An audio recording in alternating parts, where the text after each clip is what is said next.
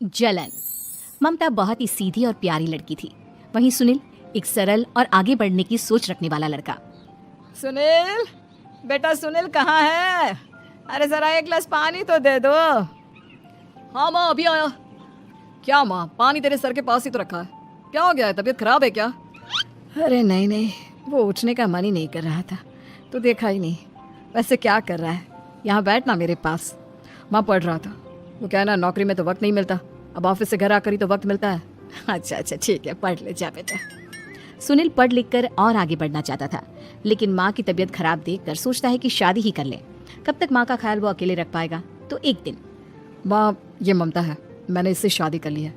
तुम्हारी तबीयत भी ठीक नहीं रहती, तो मैंने सोचा शादी कर लेता हूँ।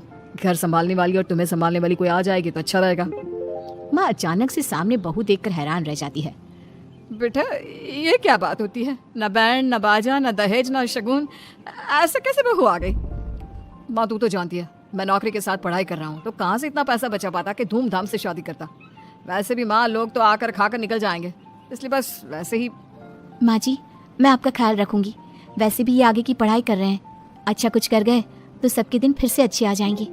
सास को ममता की बात ठीक तो लगती है, लेकिन मन में कहीं ना कहीं लगता है कि कहीं बहू बेटे को लेकर फुर्र ना हो जाए और फिर तो वो रह जाएगी अकेली। बेटा देख, मेरा जो कुछ भी है वो सुनील ही है, और सुनील का भी अब इस दुनिया में मैं ही हूँ और कोई नहीं। क्या सुनील? बिल्कुल माँ, लेकिन आज से ममता भी मेरे जीवन का अहम हिस्सा है, जैसे तू है। सास को बड़ा बुरा लगता है कि उसकी सल्तनत में कोई और हिस्सेदार कैसे हो सकता है। कैसे कोई और उसके 30 साल के बेटे की जिंदगी में अचानक से आकर बराबर का हिस्सेदार बन सकता है।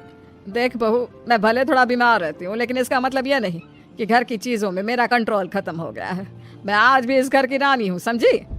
बेटा सोचता है कि ये माँ को अचानक से क्या हो गया। कल तक जो माँ कहती थी कि जिंदगी का कोई भरोसा नहीं, वो अचानक से जंग के मैदान की झांसी की रानी कैसे बन गई? माँ क्या हो गया है? सब ठीक है ना? अचानक कैसी बात कर रही हो? ममता का आज पहला दिन है, स्वागत करो उसका। आसपास की आंटियों को बुलाओ, नई दुल्हन की मुंह दिखाई करवाओ। खैर, सास होने का फर्ज निभाती है और बाद में एक सहेली के साथ बाहर निकल जाती है। क्यों री, बताया नहीं कि बेटे का ब्याह कर रही हो? वैसे तो सारा दिन हम ही में घुसी रहती हो। अरे मुझे भी तो अभी पता चला, यूं अचानक सर पर लेकर आ गया। कहता है बहू है माँ तुम्हारी। अब इसको भी इतना ही मैं प्यार करता हूँ जितना तुझे करता हूँ। लो जी, ये क्या बात होगी? क्यों इतना प्यार करता है? अरे माँ का प्यार तो ज्यादा होता है। अब उसको तो कोई दूसरा पति मिल सकता है, लेकिन तुम ही बताओ, क्या माँ की ममता किसी और की हो सकती है?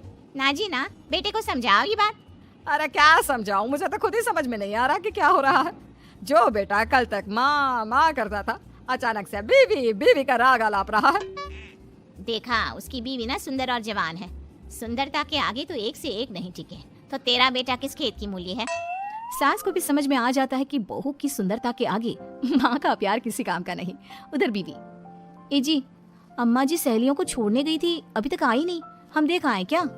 अरे रहने दो ना, आ जाएंगी। कहाँ जाएगी, उनकी आदत है, एक बार जाती है तो पूरी पंचायत खत्म करके ही आती है। अच्छा ही है, खाना वाना खा कर गई होगी। छोड़ो ना, घूमेगी तो खाना पचेगा, नहीं तो ऐसे ही खाट पकड़ लेगी। बहू भी शांत हो जाती है।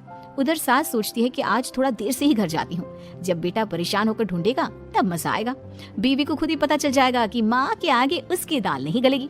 लेकिन वहीं दूसरी ओर घर पर, ए जी, माँ जी अभी भी नहीं आई, हमको तो घबराहट हो रही है कि क्या करें, जाकर पता करें किसी के घर। अच्छा कहाँ जाओगी ये भी बता दो। पहला दिन है तुम्हारा इस घर में और एक ही दिन में मोहल्ला छानोगी क्या? हाँ तो आप भी तो नहीं जा रहे हैं ना, हमको फिक्र हो रही है। अरे यार, ये रोज का है अम्मा का, खाओ और सो जाओ। बस फिर क्या था, बेटा बहू खाना खाते हैं और कमरे में सोने चले जाते हैं। उधर जब सास को कोई देखने नहीं आता तो वो हार कर घर आ जाती है, जहाँ वो देखती है कि सारे घर की लाइट्स बंद है।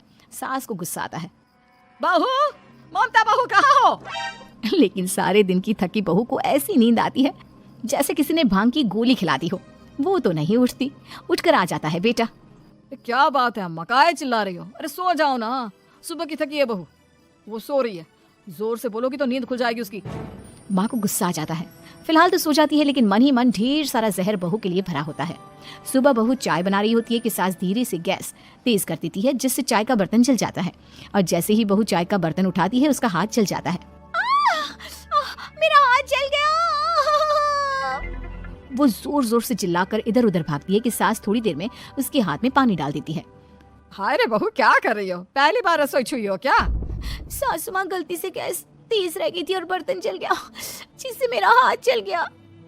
हाय रे, कितना गंदा दाग। छी छी छी छी, मुझे तो उल्टी आ रही है तेरा गला हुआ मांस देखकर। तू ना मुझे अभी साथ से खाना मत लगाना। बहू भी खुद का हाथ देखती है तो उसे भी रोना आ जाता है।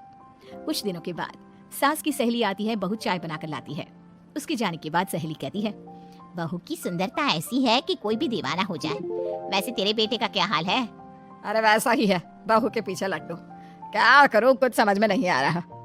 मैंने तो बहू के चेहरे पर दिवाली के पटाखे की चक्री फेंक दी, उसका पूरा चेहरा जल गया। अब देखो ना रही सुंदरता, और ना ही अब मेरा बेटा उसे पूछता है। अरे अब तो वो उसे छोड़कर दूसरी भी देखने को बोल गया है मुझे। बहू सारी बात सुन रही होती है। आंटी एक बात बताइए, क्या भरोसा है कि दूसरी सही आए और आपके अनुसार रहे? देखिए आंटी, मेरी सासू माँ को गलत बात सिखाने की जरूरत नहीं है। हमारा परिवार साथ में खुशी से रह रहा है। देख बहू, मेरी सहेली की बेइज्जती ना कर, वही अच्छा रहेगा तेरे लिए, समझी? बहू नहीं मानती है। वो बार बार उनकी सहेली को घर से निकल जाने को कहती है। तभी सास की सहेली पास के चूल्हे से लकड़ी लाकर बहू के चेहरे पर लगा देती है। बहू जोर जोर से रोने लगती है। अरे ये क्या कर दिया? मैंने कहा किया, ये तो तूने किया। तू ही नहीं चाहती थी कि बहू बेटे के साथ रहे, भला मैं क्यों करूंगी? मैं तो चली, निपटो अब। बहू रो रही होती है, दर्द से चिल्ला रही होती है, लेकिन सास उसे डॉक्टर के पास नहीं ले जाती। तभी पति आता है। क्या हो गया ममता? ये दाग कैसे लगा? तुम कैसे जली? ममता कुछ नहीं कहती, बस दर्द से करा रही होती है। पति माँ की तरफ देखता है। हो ना हो माँ, ये पक्का आपका काम है। आप ही ममता से जला करती थी ना। देखना माँ, अब पुलिस आएगी, केस बनेगा, लेकिन पहले मैं ममता को अस्पताल लेकर जा रहा हूँ। सभी अस्पताल जाते हैं, जहाँ डॉक्टर ममता की सास से कहते हैं, आपने तो नहीं जलाया ना बहू को? अब ममता की सास के तो पसीने छूट रहे होते हैं। वो घबरा कर कहती है, ना ना डॉक्टर साहब, कैसी बात करते हैं? हम क्या जलाएंगे अपनी बहू को? डॉक्टर ममता के पति से पूछते हैं, देखिए, क्योंकि ये ससुराल में जली है तो मामला पुलिस का बनता है, तो आप पहले पुलिस को बुलाइए, तभी इलाज पूरा होगा। सास डर जाती है कि अब तो बच्ची जिंदगी जेल में ही रहना होगा। रहने दीजिए ना, पुलिस को क्यों बुलाना? सारी हंसी खत्म हो जाएगी जब पुलिस के डंडे पड़ेंगे। बहू को जलाना भले ही बहुत आसान हो, लेकिन उसके बाद सारी जिंदगी जेल की हवा खाना। सास डर जाती है। पुलिस आती है। पास लेटी दर्द से करा रही ममता स्टेटमेंट देती है। तो क्या हुआ था? कैसे जली आप? ममता पास खड़ी सास को देखती है। बेटी बताओ, कैसे जल गई तुम? ओए, काका किरण वाली शाहरुख, चुप, बिल्कुल चुप। सास चुप। सभी इंतजार करते हैं कि ममता क्या बोलेगी। जी मैं खाना बना रही थी, लकड़ी उड़कर मेरे ऊपर गिर गई और मैं जल गई। सास बहू की बात सुनकर रोने लगती है। देखा माँ, कितनी समझदार है ममता।